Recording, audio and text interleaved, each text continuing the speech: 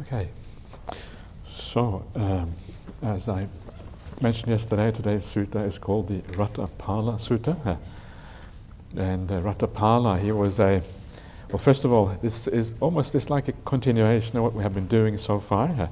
This sutta is a bit of almost a summary of some of the things of the Dhamma that we have been looking at throughout these last few days. So it kind of summarizes it, adds a few new points, but it's in large part a summary. And it's also just a very nice story. It's an interesting little story in the suttas. So for that reason, it's part of this this retreat. So the Ratthapala Sutta. Ratthapala, he was initially a young man at the time of the Buddha, and he lived in a place called the Kurus. The Kuru is somewhere to the west of where the Buddha usually was. And he was the son of a kind of a very wealthy family in this town in the Kurus. And one day, as he was living there, I'm just telling you kind of the background story now. One day, as he was dwelling in this place, the Buddha came to town, right? He came to their village. And because people in those days, like now, are interested in spiritual matters, so the whole village kind of, or large part of the village would go out to meet the Buddha, and one of the people who went out to meet him was Ratthapala. And then when he heard the Buddha speak, he was so impressed and so inspired that straight away he went up to the Buddha and said, I want to go forth, I want to become a monk. And the Buddha says, have you got the permission of your parents? This is one of the requirements in the Vinaya, in the monastic discipline, that you have the permission of your parents before you can go forth. And he said, no. But I shall make sure that I get the permission of my parents. So he goes back to his parents and says, Mother and Father, please give me permission to go forth. I want to become a monk. And his parents say, no way. That's what they say.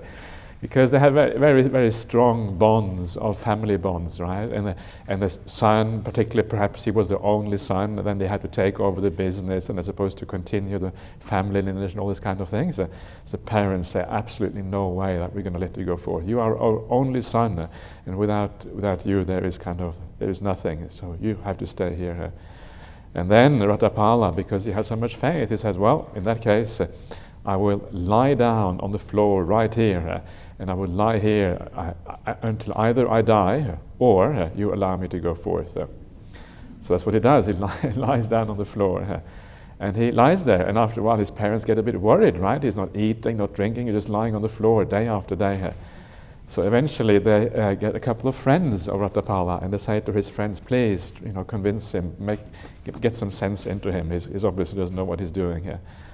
And then his friends realize that he's very determined. So his friends go to his parents and say, well, if you continue like this, he will die. But if you allow him to go forth, at the very least, he will be able to come back and visit you later on. And his parents think, oh yeah, that's the point. So they allow him to go forth, and he becomes a monk, and he goes off with the Buddha. And then, as it says in the sutta, it says that soon, in no long time, he attains arahantship. He becomes fully awakened, right? And then after this no long time, he then goes back again to visit his parents. No long time in the suttas usually means 10, 20 years, something like that. So this is fast. We're talking about kind of attaining the highest spiritual goal in the Buddhist path. That's quite fast. Most people tend to take much longer than that. So that's quickly. So he goes back. And he goes back to visit his parents. And when he comes back, his parents don't really recognize him, right? It's been maybe 20 years, so they can't really recognize him straight away. But one of the slave girls or women or whatever in the house recognizes him and hear his voice. Oh, and she goes to his mother and says, oh, I recognize you, Ratthapala is back. And then they invite him for a meal. And then when they invite him for a meal, what they do is that they want to attract him back into household life, right? This is kind of the plot all along here. So his mother and father, they make two big piles of gold, and the piles of gold are so high you can't see across them, so they must be about 2 meters high or something. And in the middle of these 2 piles of gold, they put his former wives. His former wives must still be around. I'm not sure how this worked in India, but they're still there. So they dress them up, make them look very nice, and put them kind of in between the 2 piles of gold. And then they invite Ratapala in there. And then Ratapala comes in, and he is an arahant, right? He's not interested in any of this anymore. He's given all that up. So then he says to his, first of all, he calls his ex-wives, he calls them sisters. And when he does that, they faint because, oh, you know, that's how the story goes anyway. They faint because they expect something more than that. And then he tells his father, he says, householder, says to his father taken a bit aback, being called householder by his son. So he says, householder, if I were you, I would take these 2 piles of gold and I will load them into carts and I would drive them down to the river Ganges and dump it all in the middle of the river Ganges. That's what he says to his father about the gold. Why is that? Because all this gold will just cause you problems and suffering in the future. And then his father is not happy. So, and this is the story, right? So this is the story about this Ratapala who has so much faith, so he actually is willing to go to this extreme to be able to go forth.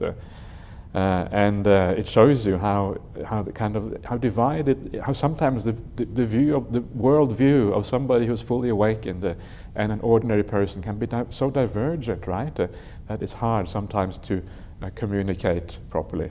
Anyway, that's the story.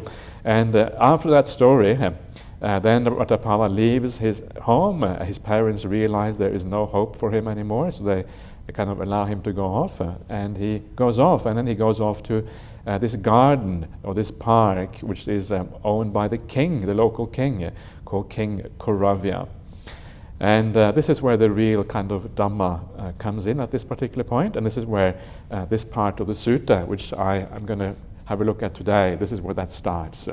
This is MN 82, the Ratapala Sutta. It's towards the end of the suttas here.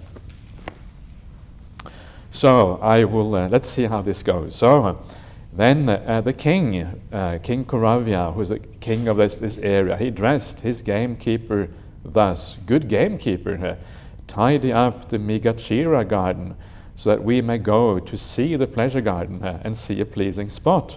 Yes, sire, he replied. Now, while he was tidying up the Mrigashira garden, the gamekeeper saw the venerable Ratapala seated at the root of a tree for the day's abiding here. When he saw him, he went to King Kauravya and told him, Sire, the Mrigashira garden has been tidied up. The clansman Ratapala is there, the son of the leading clan in this same Tulakotita, of whom you have always spoken highly. He is seated at the root of a tree for the day's abiding. The day's abiding is like the meditation, right? You've had your meal and you are kind of had the nourishment for the day, and then you go out to meditate, and that's often called the day's abiding. You just sit down at the root of a tree somewhere. So then the king responds, then, good gamekeeper, enough of the pleasure garden for today. Now we shall go to pay respects to that master Ratapala. Then, saying, give away all the food that has been prepared there, King Kauravya had a number of state carriers prepared, and mounting one of them, accompanied by the other carriages, he drove out from Tulakotita with a full pomp of royalty to see the venerable Ratapala. He drove thus as far as a road was passable for carriages, and then he dismounted from his carriage and went forward on foot with the following of the most eminent officials to where the venerable Ratapala was. He exchanged greetings with the venerable Ratapala, and when this courteous and amiable talk was finished, he stood to one side and said, here is an elephant rug. Let Master Ratapala be seated on it. There is no need, great king. Sit down. I am sitting on my own mat. King Kauravya sat down on a seat made ready and said, it's interesting how you have these little details here, these little things which don't really add very much. This thing about the elephant rug, right? Here is this elephant rug, sit down, no thank you, and then it kind of moves on. It's completely redundant, it doesn't really add anything to the story. And these little things are what kind of make these things come alive, that kind of make them seem real, right? Why add something like that unless it has some kind of perhaps historical basis? It seems completely irrelevant. This is what you often find in the sutras. You find these little things which are kind of strange and that don't really fit with everything else. And you wonder how it could have arisen unless they actually were real historical incidents of the time. So, King Kauravya sat down on the seat made ready and said, Master Ratapala, there are 4 kinds of loss. Because they have undergone these 4 kinds of loss, some people here shave off their hair and beard, put on the yellow robe, and go forth from the home life into homelessness. What are the 4? They are loss through aging, loss through sickness, loss of wealth, and loss of relatives. So, and what is loss through aging? Here, Master Ratapala, someone is old, aged, burdened with years, advanced in life, come to the last stage, so basically lost through old age. He considers that I am old, etc. It is no longer easy for me to acquire unacquired wealth or to augment wealth already acquired. Suppose I shave off my hair and beard and go forth into homelessness. Because he has undergone that loss through old age, he does that and he goes forth into homelessness. This is called the loss through old age. But Master Ratapala is now still young, a black-haired young man endowed with the blessing of youth in the prime of life. Master Ratapala has not undergone any loss through old age. What has he known or seen or heard that he has gone forth from the home life into homelessness? Right? It's this kind of puzzlement. Usually when people go forth, they have a good reason. They are getting old, or the next one is they're getting sick, or they have lost all their wealth, right? So you can't really do anything anymore. And the last one is the loss of relatives. So you have nobody to look after you, nobody who cares for you. And all of these things, that is when people maybe when people would have gone forth, perhaps in those days. But Ratapala, he doesn't have any of these things. In fact, he is the son of one of the wealthiest family in this little village, Chulakotita. What have you known? What have you seen? What have you heard? What is it that made you go forth in this strange teaching called Buddhism, right? This thing which seems to have been not very well known in this particular place because it was far away from where the Buddha normally would have taught. So this is what the king is asking, and you have the same thing, the same paragraph for sickness, wealth, and relatives. And then the king concludes in paragraph 34. He says, Master Ratapala, these are the 4 kinds of loss. Because they have undergone these 4 kinds of loss, some people here shave off their hair and beard, put on the yellow robe, and go forth from home life into homelessness. Master Ratapala has not undergone any of these. What has he known, or seen, or heard, that he has gone forth from the home life into homelessness? So now we get this teaching that Ratapala had heard from the Buddha that made him gain so much confidence that he was willing to sacrifice his life by lying on the floor so that he would be able to go forth. So that's how much impression this made on the young Ratapala. Great King, there are 4 summaries of the Dhamma that have been taught by the Blessed One who knows and sees. Accomplished and fully enlightened, knowing and seeing and hearing them, I went forth from the home life into homelessness. What are the 4? Number 1, life in any world is unstable. It is swept away. This is the first summary of the Dhamma taught by the Blessed One who knows and sees, accomplished and fully enlightened. Knowing and seeing and hearing this, I went forth from the home life into homelessness. Life in any world has no shelter and no protector. This is the second summary of the Dhamma taught by the Blessed One who knows and sees. Life in any world has nothing of its own. One has to leave all and pass on. This is the third summary of the Dhamma taught by the Blessed One who knows and sees. Life in any world is incomplete. insatiate, the slave of craving. This is the fourth summary of the Dhamma taught by the Blessed One who knows and sees.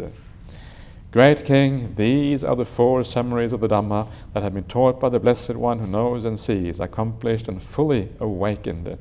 Knowing and seeing and hearing them, I went forth from the home life into homelessness. And then the king says, Master Ratapala said, life in any world is unstable. It is swept away. How should the meaning of that statement be understood? What do you think, great king? When you were 20 or 25 years old, were you an expert rider of elephants, an expert horseman, an expert charioteer, an expert archer, an expert swordsman, strong in thighs and arms, sturdy, capable in battle? When I was 20 or 25 years old, Master Ratapala, I was an expert rider of elephants, etc., etc., strong in thighs and arms, sturdy, capable in battle. Sometimes I wonder if I had supernormal power then. I do not see anyone who could equal me in strength. What do you think, great king? Are you now as strong in thighs and arms, as sturdy and as capable in battle? No, Master Ratapala, now I am old, aged, burdened with years, advanced in life, come to the last stage. My years have turned 80. Sometimes I mean to put my foot here and I put my foot somewhere else. Great King, it was on account of this that the Blessed One who knows and sees, accomplished and fully awakened, said, life in any world is unstable. It is swept away. And when I knew and saw and heard this, I went forth from the home life into homelessness. It is wonderful, Master Ratapala. It is marvelous how well that has been expressed by the Blessed One who knows and sees, accomplished and fully enlightened. Life in any world is unstable. It is swept away. It is indeed so. So this is what we have been looking at before a couple of days ago when we looked at the idea of contemplation of old age and death, right? How life is swept away like this fast mountain stream coming down the mountain. We're running around, and one day you are old and then you die. And you realize that you have just been running to your grave all along. So that is the kind of the teaching here. Life in any world, it also translates as, if you like, beings. Beings are unstable. They are swept away. That would be also acceptable there. The same idea, basically. So sometimes you have to have the clarity, right? When you are ready to hear a teaching. Sometimes it can be a very simple teaching like this. Life in any world is unstable, it is swept away. Something very simple, but because you're ready, because your faculties are strong, because you are, you have the background or whatever to be able to understand what's going on. A simple teaching goes straight to your heart, and it penetrates deep inside. And then you say, wow, I've got to go forth. I've got to do something else with my life than I otherwise would be doing. So, that's the first one. Okay, let's. We have already looked at this in a bit detail before, so I will just move on to the next one. Master Ratapala, there exist in this court elephant troops and cavalry and chariot troops and infantry, which will serve to subdue any threats to us. Now, Master Ratapala said, life in any world has no shelter and no protector. How should the meaning of that statement be understood? What do you think, great king? Do you have a chronic ailment? I have a chronic wind ailment, Master Ratapala. Sometimes my friends and companions, kinsmen and relatives stand around me thinking, now King Kauravya is about to die. Now King Kauravya is about to die. The wind ailment means it's a kind of classification that they used in India in those days. The ailments were divided into depending on the type of ailment. Some were called wind ailments, and it's a very broad category of various kind of illnesses that can be included in that. What do you think, great king? Can you command your friends and companions, your kinsmen and relatives. Come, my good friends and companions, my kinsmen and relatives, all of you present, share this painful feeling so that I may feel less pain. Or do you have to feel that pain yourself alone? I cannot command my friends and companions, my relatives and kinsmen thus, Master Ratapala. I have to feel that pain alone. Great King, it was on account of this that the Blessed One who knows and sees, accomplished and enlightened, said, life in any world has no shelter and no protector. And when I knew and saw and heard this, I went forth from the home life into homelessness. It is wonderful, Master Ratapala, it is marvelous how well that has been expressed by the Blessed One who knows and sees, accomplished and fully awakened. Life in any world has no shelter and no protector. It is indeed so. This is slightly different from what we have heard before. The idea that there is no shelter and protector. It means that there is, in the end, there's nobody you can go to, right, and say, help me or sort this out for me. Or if you don't live your life in the right way, then you have a problem regardless of anybody around you. So the people around you cannot kind of sort out your problems for you. You have to take responsibility for your life. And one of the things that this includes, of course, from the Buddhist point of view, is that there is no God, right? There is no God who can sort of say, oh, I made all these mistakes, please forgive me so I can kind of, go to heaven or whatever afterwards anyway. There is no protector like that from the Buddhist point of view. And this is something that is more clearly expressed elsewhere. So this is one aspect of that. Another aspect is like this idea of sometimes of gurus that we have, right? And especially in religions, and you take on a guru and you place too much of your life in the hands of the guru, of the teacher. So again, instead of taking responsibility yourself, you place too much emphasis on that, and that too is also dangerous because the guru, even if it is a good guru, sometimes they will take advantage, but even if it's a good one, you have a problem unless you take responsibility for yourself. And this is kind of the thing about Buddhism, and the thing which is on the one hand scary sometimes, this idea that, well, actually there isn't really anyone who can help you out. You have to take responsibility for your own life, right?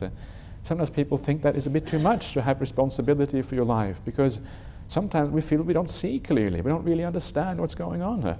So how can I take full responsibility? Sometimes it's nice to have somebody else that you can sort of go to and say, oh, maybe you can kind of take some of these burdens away from me. So sometimes it's scary, but once you get used to the idea that you are responsible for your own life, responsible for doing what is right, avoiding what is bad, it actually empowers you. It empowers you because instead of somebody else ultimately being responsible, it means that you can do what is right. You can reap the results of that. If somebody else is ultimately responsible, sometimes you feel disempowered, right? Because this being or this thing or whatever it is, they are the ones who kind of pull all the levers and everything. But if you are responsible, and ultimately it also empowers you. And this is the idea, I think the most important thing about this is that you actually, this gives you this possibility of doing the practice, doing what is right, and then reaping the results as a consequence. So it is actually a good thing. It may seem scary and a bit worrisome straight away, but you actually realize quickly enough that actually this is a good thing, that you have responsibility for yourself. This doesn't mean that there is nothing to rely on in this world. There are things to rely on, right? This is what the Dhamma is about. It's something you can, something you can rely on, something you can use as a guidance in a sense. And that is what, faith or confidence in the spiritual teaching is all about. You have confidence in something because what you see in that teaching, you see something useful and powerful. You see other people who have done it, they have gotten the results. So there is something to rely on, but in the end, you have to take responsibility. You have to be independent in your practice. Okay, so let us move on to the next one. Master Ratapala, there exists in this court abundant gold coins and bullion stored away in vaults and lofts. Now, Master Ratapala said, life in any world has nothing of its own. One has to leave all and pass on. How should the meaning of that statement be understood? What do you think, great king? You now enjoy yourself provided and endowed with the 5 chords, the 5 types of sensual pleasures, right? The eye, the ear, the nose, the tongue, and the body. But will you be able to have it of the life to come? Let me likewise enjoy myself, provided and endowed with these same 5 sorts of sensual pleasure. Or with others take over this property, while you will have to pass on according to your actions. I cannot have it thus of the life to come, Master Ratapala. On the contrary, others will take over this property, while I shall have to pass on according to my actions. Great King, it was on account of this that the Blessed One who knows and sees, accomplished and fully awakened, said, life in any world has nothing of its own. One has to leave all and pass on. And when I saw and knew and heard this, I went forth from the home life into homelessness. It is wonderful, Master Ratapala, it is marvelous how well that has been expressed by the Blessed One who knows and sees, accomplished and fully awakened. Life in any world has nothing of its own. One has to leave all and pass on. It is indeed so. So you can see again how the Dhamma is so unified. You see the same themes coming in slightly different ways, expressed in slightly different words, but the same themes. You see it coming, again and again in the suttas.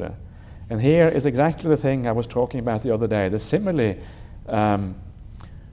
of the borrowed goods, right? The simile that we found in the Potalya Sutta, where the Potalya says that sense pleasures or sensual objects are like borrowed goods. You have to give them up. You enjoy them for a while in this life, and then at the very latest when you die, you have to give it all up. You have nothing of your own. Beings have nothing of their own in the world, right? This is what it's saying here. You don't actually own anything here. If you own stuff, you could control it. You can't. You have to give it all up. So this is the message here. It's a very powerful message. And remember, it certainly, of course, includes all the material goods and the material wealth you have in this world, your house, all your belongings, all that kind of stuff. But it goes beyond that.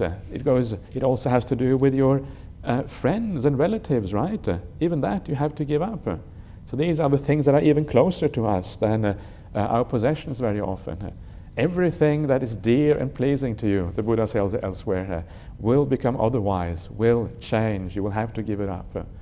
And not only that, but even a lot of course, your physical body will have to be given up, right? So again, you spend all this time sorting out your body, making sure it looks just right, but then you have to give it up, and it's going to end up in a little pile of ashes, and then goes into the wall of Bodhinyana Monastery or whatever. So the physical body is also going to be given up. But not only that, but also much of who you are, who you take yourself to be, your sense of identity is very often bound up in the world around you, the people around you, who you are, your social position, your education, your sense of religious adherence, and all of these kind of things have to do with our identity is bound up with this world, right? Who we are in this life. And that too, if you identify too much with that and then you die, it's going to be difficult because suddenly all of that starts to disappear. It's like sometimes people who have very successful careers in life, and then they get old and they have to give up their career, and then they feel a sense of loss because they had a sense of importance, essential social standing, right? And then the end of life comes and it's like, what now? Nothing anymore. And this is a part of the thing that also happens when we when we die. So all of these things are borrowed goods. They are not yours. Nothing in this life is your own. So again, the same themes that we have been seeing throughout this retreat. Okay, so let's go on to the fourth one, the last one of these things. Now, Master Ratapala said, life in any world is incomplete, insatiate, the slave of craving. How should the meaning of that statement be understood? What do you think, great king? Do you reign over the rich Kuru country? Yes, Master Ratapala, I do. What do you think, great king? Suppose a trustworthy and reliable man came to you from the east and said, Please know, great king, that I have come from the east, and there I saw a large country, powerful and rich, very populous and crowded with people. There are plenty of elephant troops there, plenty of cavalry, chariot troops and infantry. There is plenty of ivory there, and plenty of gold coins and bullions, both unworked and worked, and plenty of women for wives. When with your present forces you can conquer it then, great king. What would you do? We would conquer it and reign over it, Master Ratapala. What do you think, great king? Suppose a trustworthy and reliable man came to you from the west, from the north, from the south, from across the sea, and said, Please, great king, know that I have come from across the sea, and there I saw a large country with all of these things. Conquer it then, great king. What would you do? We would conquer it too and reign over it, Master Ratapala. Great king, it was on account of this that the Blessed One, who knows and sees, accomplished and fully awakened, said, Life in any world is incomplete, insatiate, the slave of craving. And when I knew and saw and heard this, I went forth from the home life into homelessness. It is wonderful, Master Ratapala. It is marvelous how well that has been expressed by the Blessed One who knows and sees, accomplished and fully enlightened. Life in any world is incomplete, insatiate, the slave of craving. So it is indeed so. So it kind of drives home the point. It doesn't matter how much you have, right? If craving is still there, there's still stuff you want. This is an extreme case, the king who never has enough land, right? And of course, that kind of craving for a king who kind of gets used to ruling, used to power, it means that even if you rule the whole earth, it still wouldn't be enough. Then you would want to rule the moon and Mars and the solar system and what else? And just going on and on forever, and there's no end to these things. But even on a smaller scale, there is no end to craving, right? There's always new things that you want. Always a sense of never being satisfied, this hole inside you, this itch which is always there that you want to scratch, that always has to be fulfilled and to kind of filled in. You feel incomplete, not satisfied. And this is the problem with the world. And it goes on and on and on forever, and there is no end to that. You are the slave of craving. It's a nice way of looking at it, right? Usually we think that we think that craving is our servant. That's normally how we think of it. Craving is my servant because craving tells me what I need. It tells me where I have to go. And then because craving is my servant, I get all this stuff, right? And it makes me happy. But actually, the Buddhist point of view is the exact opposite. Craving is not your servant. You are the servant of craving, because craving forces you to run around, forces you to be restless and agitated, forces you out in the world, trying always to get new stuff, always increasing, never satisfied, always feeling this sense of emptiness and hole inside, which can never be satisfied, until one day you realize, actually, perhaps I shouldn't be going this way anymore. Perhaps there is something else. Perhaps there is another way of finding that satisfaction and happiness. And this, of course, is what the Buddhist teaching is. It's not the whole of the Buddhist teaching, but it's a large part of what it is about. To fill in that hole inside of us, to find a sense of satisfaction and completeness and fulfillment. For the first time you feel fulfilled, right? You're no longer the slave of craving.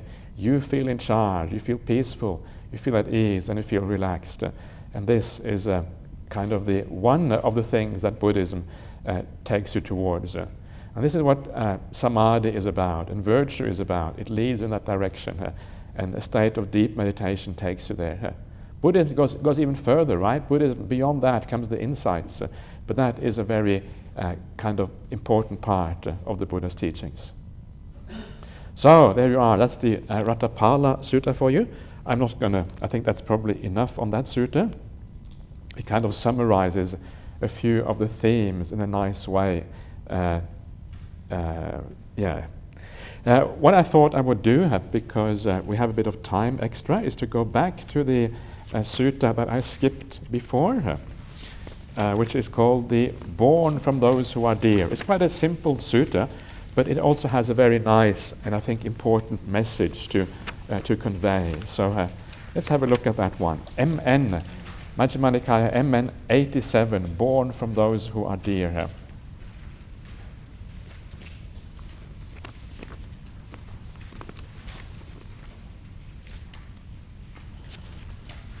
Around page 10, roughly.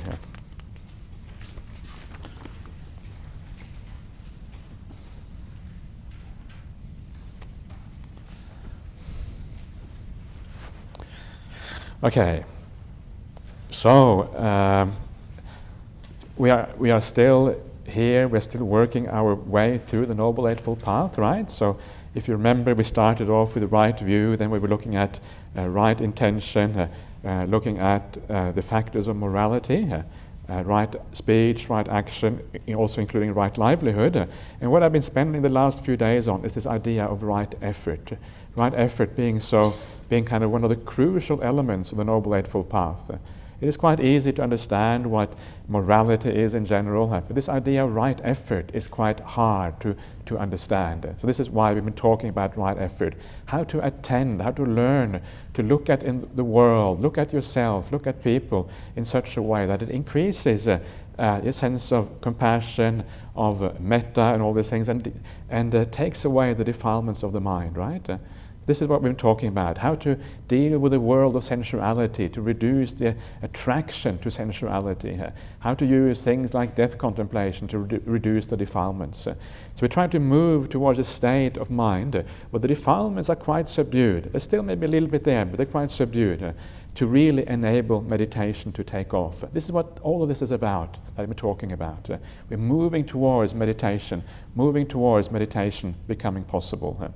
And this next sutta is a little bit part of that, Born from Those Who Are Dear. It's about reminding ourselves of the problems that can arise, even when you have someone who is very dear to you, the problems that can arise from that. We always tend to think of the happiness that comes from family and friends, and the Buddha says you have to be reminded that there is another side to that happiness. There is a side of problems as well, and this is what this is about. So it helps us to, again, free up some of those defilements that can arise as a consequence of these problems. So this is how it goes. Thus have I heard. On one occasion, the Blessed One was living at Savatthi in Jeta's Grove and Anathapindika's park. Now, on that occasion, a certain householder's dear and beloved only son had died. After his son's death, he had no more desire to work or to eat. He kept going to the charnel ground, like the cemetery, and crying, "My only son, where are you? My only son, where are you?" Then that householder went to the Blessed One, and after paying homage to him, sat down at one side. The Blessed One said to him, "Householder, your faculties are not those of one in control of his own mind. Your faculties are deranged." "How could my faculties not be deranged, Venerable Sir? For my dear and beloved only son has died. Since he died, I have no more desire to work or to eat. I keep going to the charnel ground and crying, 'My only son, where are you? My only son, where are you?' So it is, householder, so it is. Sorrow, lamentation, pain, grief, and despair are born from those who are dear, arise from those who are dear." Venerable Sir, who would ever think that sorrow, lamentation, pain, grief, and despair are born from those who are dear, arise from those who are dear? Venerable Sir, happiness and joy are born from those who are dear, arise from those who are dear.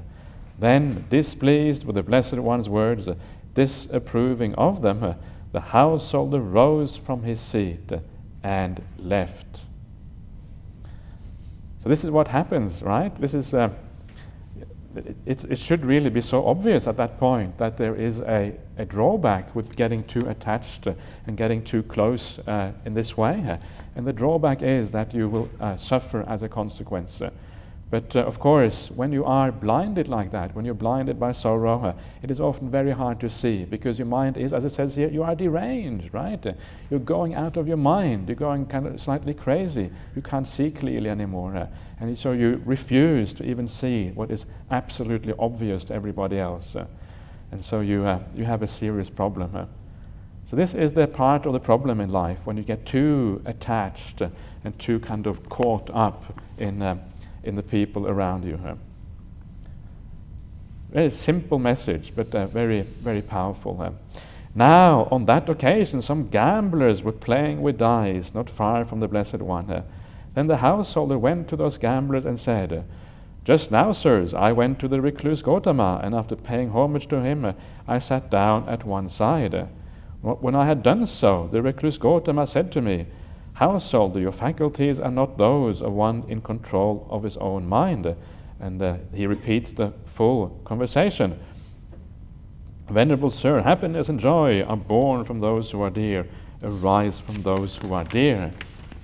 Then, displeased with the recluse Gautama's word, disapproving of them, I rose from my seat and left. And then the gamblers say, "So it is, householder, so it is. Happiness and joy are born from those who are dear, arise from those who are dear." Then the householder think, "I agree with the gamblers." So I'm not sure this idea of gamblers here. I think gamblers are kind of slightly dodgy, right? They're not really the kind of the most reliable of people, so that's why they agree with him. So I think this is the kind of the idea here. Eventually, this story reached the king's palace. Then King Pasenadi of Kosala told Queen Mallika, "This is what has been said by the recluse Gautama, Mallika. Sorrow, lamentation, pain, grief, and despair are born from those who are dear, arise from those who are dear." If that has been said by the Blessed One, sire, then it is so. No matter, and then the king replies, "No matter what the recluse Gautama says, Mallika applauds it thus. If that has been said by the Blessed One, sire, then it is so. Just as a pupil applauds whatever his teacher says to him, saying, 'So it is, teacher, so it is,' so too, Mallika, no matter what the recluse Gautama says, you applaud it thus. If that has been said by the Blessed One, sire, then it is so. Be off, Mallika, away with you." So I think the king is getting a bit jealous here of the Buddha, and she's listening more to the Buddha than she's listening to him. And so King Pasenadi is this very powerful king in India at the time, and Mallika is his chief wife or chief queen, right? So they are very close. And sometimes in the sutras it seems that Mallika has more wisdom than the king, and this might be one of those cases. So the king gets a bit fed up, and he says to his wife, "Okay, I don't want to see you anymore." But Queen Mallika is very sharp, and then the next part of the sutta then is about how she kind of is able to get the king to come around to her viewpoint. And this is quite interesting. It shows you how, if you are skillful and wise, how you can help other people to come around and understand things. And this is very useful. Sometimes people get defensive, right? If we do things in the wrong way, they get defensive. They're not really willing to listen to us. But if we're able to say things in the right way, at the right time, in the right place, we can kind of get people to open their minds. And then they can see things that otherwise they would never be able to see. And this is one of the powers of being wise, is that you can do these kind of things. So let's have a look and see what Queen Mallika did. So this is what happened. Then Queen Mallika addressed the Brahmin Nalijanga, "Come, Brahmin, go to the Blessed One and pay homage in my name with your head at his feet, and ask whether he is free from illness and affliction, and is healthy, strong, and abiding in comfort," saying, "Venerable sir, Queen Mallika pays homage with her head at the Blessed One's feet, and asks whether the Blessed One is free from illness and abiding in comfort. Then say this: Venerable sir, have these words been uttered by the Blessed One? Sorrow, lamentation, pain, grief, and despair are born from those who are dear, arise from those who are dear. And then learn well what the Blessed One replies, and report it to me, for Tathagatas do not speak untruth. Yes, madam, he replied, and he went to the Blessed One and exchanged greetings with him. When this courteous and amiable talk was finished, he sat down at one side and said, Master Gautama, Queen Mallika pays homage with her head at Master Gautama's feet and asks whether he is free from illness, etc. And she says this, Venerable Sir, have these words been spoken by the Blessed One? Sorrow, lamentation, pain, grief, and despair are born from those who are dear, arise from those who are dear. So it is, Brahmin, so it is. Sorrow, lamentation, pain, grief, and despair are born from those who are dear, arise from those who are dear. It can be understood from this, Brahmin, how sorrow, lamentation, pain, grief, and despair are born from those who are dear, arise from those who are dear. Once in this same Savatthi, there was a certain woman whose mother died. Owing to her mother's death, she went mad, lost her mind, and wandered from street to street, from crossroad to crossroad, saying, Have you seen my mother? Have you seen my mother? It can also be understood from this, how sorrow, lamentation, pain, grief, and despair are born from those who are dear, arise from those who are dear. Once in this same Savatthi, there was a certain woman whose father died, whose brother died, whose sister died, whose son died, whose daughter died, whose husband died. Owing to her husband's death, she went mad, lost her mind, wandered from street to street, from crossroad to crossroad, saying, Have you seen my husband? Have you seen my husband? And then the same thing in case of a man. Once in the same Savatthi, there was a certain man whose mother died, whose father died, whose brother died, whose sister died, whose son died, whose daughter died, whose wife died. Owing to his wife's death, he went mad, lost his mind, wandered from street to street, from crossroad to crossroad, saying, Have you seen my wife? Have you seen my wife? And it can also be understood from this, how sorrow, lamentation, pain, grief, and despair are born from those who are dear, arise from those who are dear. Once in this same Savatthi, there was a certain woman who went to live with her relative's family. That was the usual way things were at the time in India. Her relatives wanted to divorce her from her husband and give her to another whom she did not want. Then the woman said to her husband, Lord, these relatives of mine want to divorce me from you and give me to another whom I do not want. Then that man cut the woman in two and disemboweled himself, thinking, We shall be together in the afterlife. It can also be understood from this, how sorrow, lamentation, pain, grief, and despair are born from those who are dear, arise from those who are dear. So, there you are. Okay. Then, delighting and rejoicing in the Blessed One's words, the Brahmin Nalijanga rose from his seat, went to Queen Mallika and reported to her his entire conversation with the Blessed One. Then Queen Mallika went to King Pasenadi of Kosala and asked him, What do you think, sire? Is Princess Vajiri dear to you? Yes, Mallika, Princess Vajiri is dear to me. That's his daughter, Princess Vajiri. And I think she is the daughter of a prince of the two of them. What do you think, sire, if change and alteration took place in Princess Vajiri? Would sorrow, lamentation, pain, grief, and despair arise in you? Change and alteration in Princess Vajiri would mean an alteration in my life. How could sorrow, lamentation, pain, and grief, and despair not arise in me? It was with reference to this, sire, that the Blessed One who knows and sees, accomplished and fully awakened, said, Sorrow, lamentation, pain, grief, and despair are born from those who are dear, arise from those who are dear. So you can see what the Queen is doing here. She takes the very general statement by the Buddha, and then she applies it directly to the life of her husband, the king, and says, well, if this happened, what would be your reaction? How would you feel if your daughter change and alteration is a way of saying either dying or getting very ill. That's what it means basically. So if your daughter was to get very, very ill or even die, would that affect you? Would it not affect you? And the answer is, of course, it would affect him, right? That's the answer. What do you think, sire? Is the noble queen Vasabha dear to you? Is General Vidudaba dear to you? Am I dear to you? Are Kasi and Kosala dear to you? General Vidudaba is his son. Queen Vasabha is another queen, I think, another one of his wives.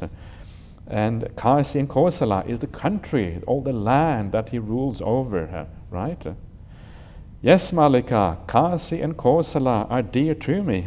We owe it to Kasi and Kosala that we use Kasi sandalwood and wear garlands, scents, and unguents.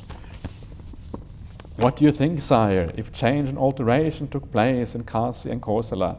Would sorrow, lamentation, pain, grief, and despair arise in you? Change and alteration in Kasi and Kosala would mean an alteration in my life. How could sorrow, lamentation, pain, grief, and despair not arise in me? It was reference to this, sire, that the Blessed One who knows and sees, accomplished and fully enlightened, said, sorrow, lamentation, pain, grief, and despair are born from those who are dear, arise from those who are dear. It is wonderful, Malika, it is marvelous how far the Blessed One penetrates with wisdom and sees with wisdom. Come, Malika, give me the ablution water. Then King Pasenadi of Kosala rose from his seat, and arranging his upper robe on one shoulder, he extended his hands in reverential salutation towards the Blessed One, and uttered this exclamation 3 times. Honor to the Blessed One, accomplished and fully awakened. Namo tassa bhagavato arahato samma sambuddhassa. Honor to the Blessed One, accomplished and fully awakened. Honor to the Blessed One, accomplished and fully awakened. And that is the beginning of King Pasenadi becoming a disciple of the Buddha. From then on, he becomes a very staunch disciple. So you can see how just one person being wise and doing things in the right way turns things around by saying things in a way whereby people can comprehend what is going on rather than be put off. If you're told something in the wrong way, you can be put off. In the right way, you can comprehend it. It's interesting that at the beginning of the sutta, the Buddha speaks to this man, right? And this man doesn't understand. And he gets put off, basically, by what the Buddha is saying because he isn't ready or whatever. So it seems that even the Buddha sometimes does not gets it slightly wrong, right? Or perhaps he was seeing a bigger picture, I don't know. But it looks from that even the Buddha sometimes gets it wrong. He's not able perhaps to see exactly what the right thing to do is. Or perhaps there just wasn't anything right to do. Perhaps it was a situation whereby nothing could really be done, and he had to just give it time for it to ripen for the man to understand what was happening here. Anyway, so the point here is just that wherever you attach in the world, whatever it is, material things, a family, whatever it is, attachment always, in the end, must lead to suffering and problems. So how do we deal with that? What do we actually do? Do we get a divorce and kind of go living by ourselves in a cave? Is that the kind of the answer to this? And not really, that's not really the answer. The answer is just to keep this in mind, right? And remember this, so that when you keep it in mind, it means that you are changing your view a little bit. You're kind of slightly moving in a different direction. And even just by remembering this, the grip of attachment is loosening a little bit, right? And you understand, because just that memory enables you not to hold on quite so hard as you did before. So don't make any drastic change to your life. You just take this on board and think about if it makes sense. And if it makes sense to you, it will have an effect on how you live. If it doesn't make any sense, it won't affect you. So that's okay as well. And then it also reminds you of the importance of the Buddhist path. It reminds that this path of Buddhism, ultimately, it leads to the detachment of all of these things. It leads to the loosening of the attachments in the world. It leads to a sense of independence, whereby you are freeing yourself from all of these problems. This is what the path leads to. So these two things go together. You understand the power of the path, and it also leads to a slight detachment right here right now. This is how to use these things in a skillful way. Sometimes people overreact a little bit and they kind of do silly things, but it's just there for you to think differently. That's really all it is. Okay, so that is the 2 suttas this morning. A little bit of entertainment today with some nice story from the time of the Buddha. This story is also nice because you have the kind of, it's almost like a domestic scene, right? You have the king and the queen sort of, arguing a bit with each other, and it kind of makes it come alive, right? You can really see how this probably was the case. This is how people act, right? This is what people are like, and it kind of brings it home that these things are real stories. These things actually happened. Anyway, so this afternoon I'm going to, if you go back to the Ratapala Sutta you saw before, we were just doing before. Now, just after the Ratapala Sutta, there is a short paragraph again from the shorter sutta on the simile of the elephant's footprint, MN 27.